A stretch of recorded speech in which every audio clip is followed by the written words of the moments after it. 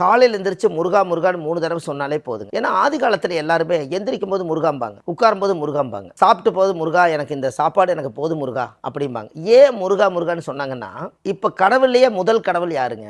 முதல் கடவுள் விநாயகர். அப்படித்தான் எல்லாம் சொல்லிட்டு இருக்காங்க. விநாயகர் காலப்போக்கில் பார்த்தீங்கன்னா விநாயகர் தலை தனியா இருந்ததை உருவாக்கப்பட்டது. ஆனா முருகர் இயற்கையாவே சிவனுடைய குழந்தையாவே வராங்க. கரெக்டுங்களா?